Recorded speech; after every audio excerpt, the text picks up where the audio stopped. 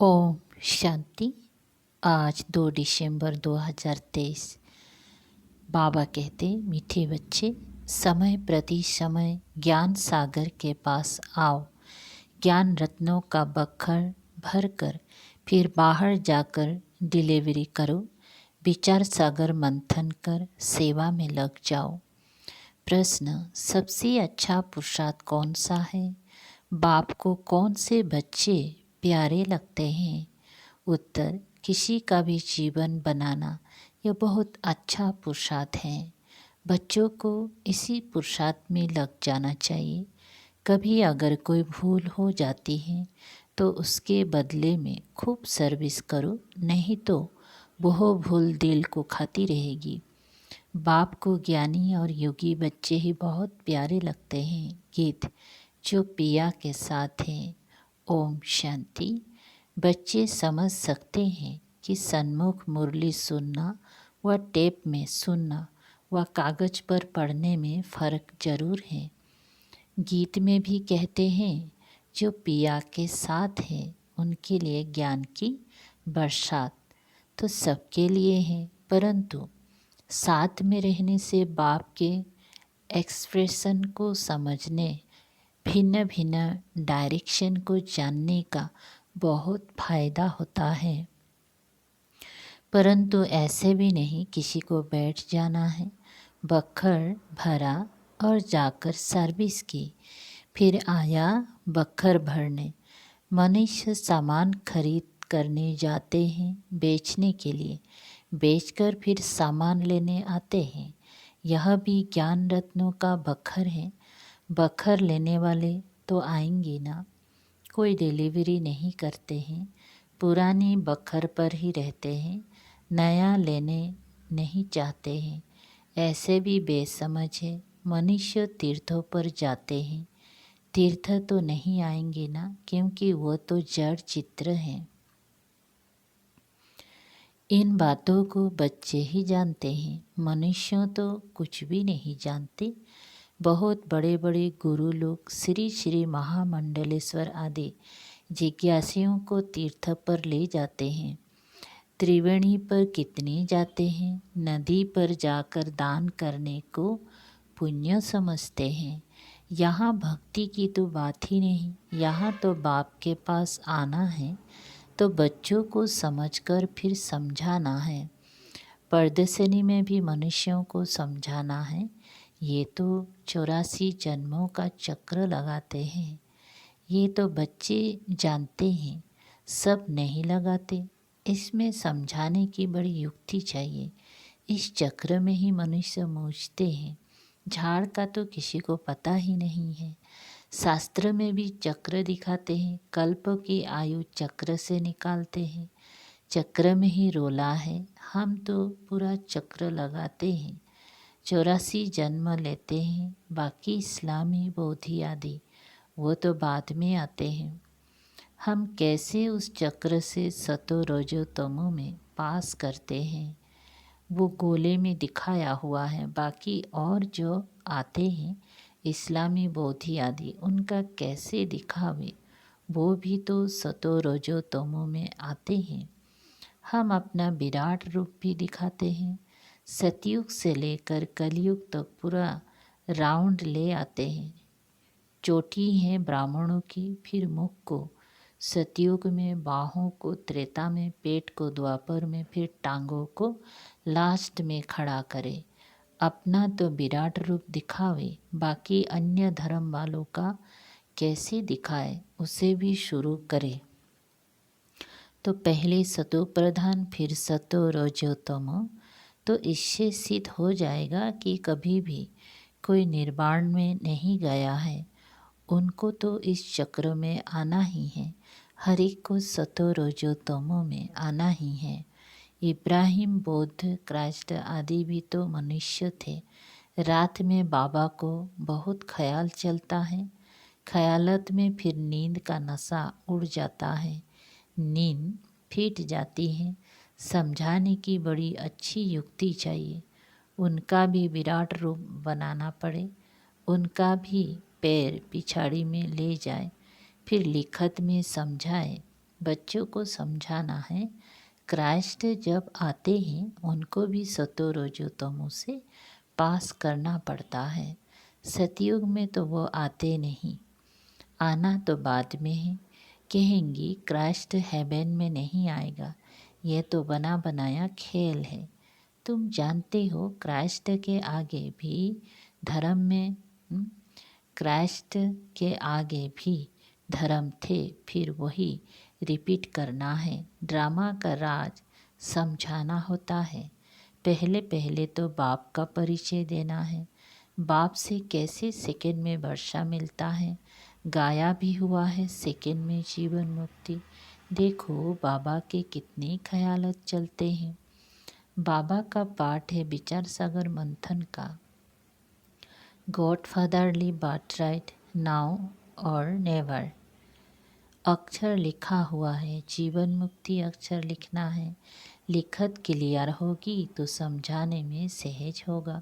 जीवन मुक्ति का बरसा मिला, जीवन मुक्ति में राजा रानी प्रजा सब है, तो लिखत को भी ठीक करना पड़े। बिगर चित्र भी समझाया जा सकता है, सिर्फ इशारे पर भी समझाया जा सकता है।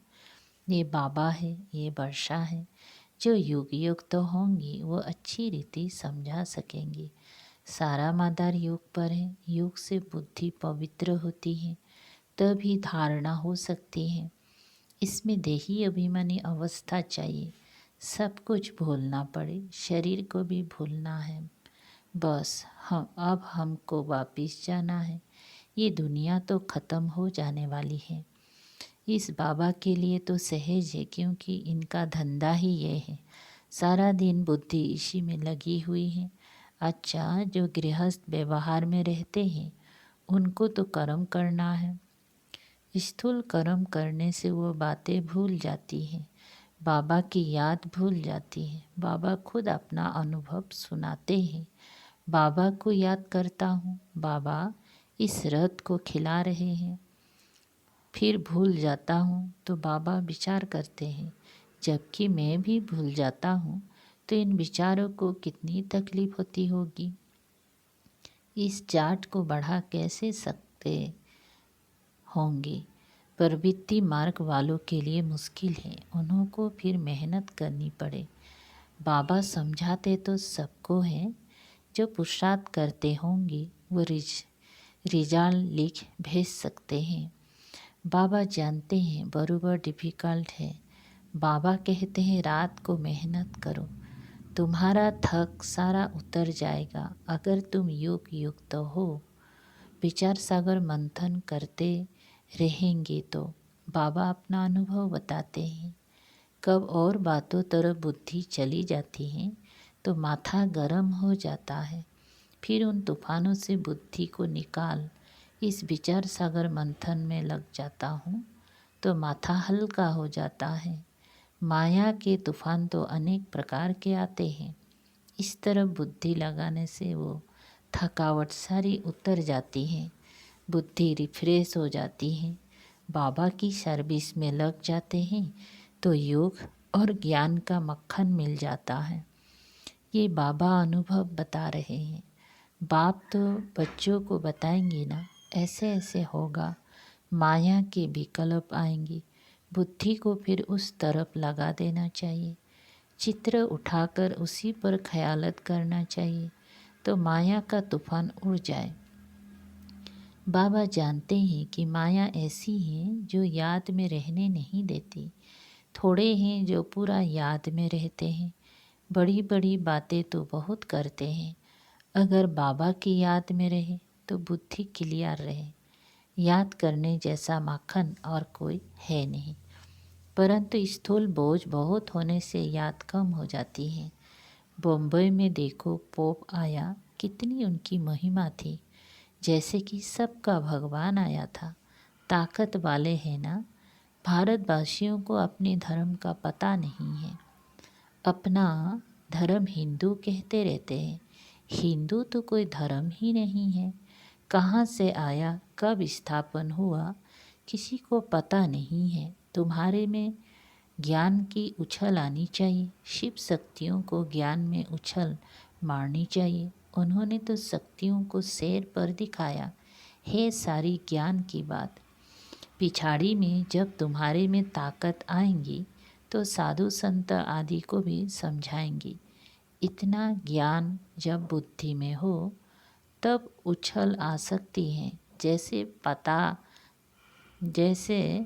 पता गांव में खेती करने वालों को टीचर पढ़ाते हैं तो वो पढ़ते नहीं, उनको खेती बाड़ी ही अच्छी लगती है। ऐसे आज के मनुष्यों को ये ज्ञान दो तो कहेंगे ये अच्छा नहीं लगता, हमको तो शास्त्र पढ़ने हैं।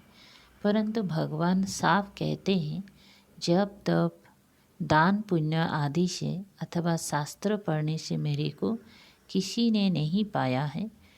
ड्रामा को नहीं जानते, वो थोड़े ही समझते हैं। नाटक में एक्टर्स है पाठ बजाने, ये चोला लिया है, ये है ही कांटों का जंगल। एक दूसरे को कांटा लगाते लूटते मारते रहते हैं। सूरत भल मनुष्य की है परंतु सीरत बंदर जैसी है। बाप बैठ बच्चों को समझाते हैं, कोई नया सुने तो गर्म हो जाए, बच्चे थोड़े ही गर्म होंगे। बाप कहते हैं मैं बच्चों को ही समझाता हूँ। बच्चों को तो माता पिता कुछ भी कह सकते हैं। बच्चों को बाप चमाट भी मारे तो दूसरा थोड़े ही कुछ कर सकता। माता पिता का तो फर्ज है बच्चों को सुधारना, परंतु यहाँ लॉ नहीं है। जैसा कर्म मैं करूँगा मुझे देख और भी करेंगी। तो बाबा ने जो विचार सागर मंथन किया वो भी बतलाया है। यह पहला नंबर में है, इनको 84 जन्म लेने पड़ते हैं। तो और भी जो हेड्स धर्म स्थापक है वे फिर निर्वाण में कैसे जाएंगे, उनको सतो रोजो तमो में जरूर आना है। पहला नंबर में लक्ष्मी नारायण है जो विश्व के मालिक है, उन्हों को भी 84 जन्म लेने पड़ते हैं। मनुष्य सृष्टि में जो हाईएस्ट न्यू मैन है उनके साथ न्यू वोमेन भी चाहिए, नहीं तो वोमेन बिगर पैदाश कैसे होंगी। सतयुग में न्यू मैन है या लक्ष्मी नारायण, ओल्ड से ही न्यू होती हैं।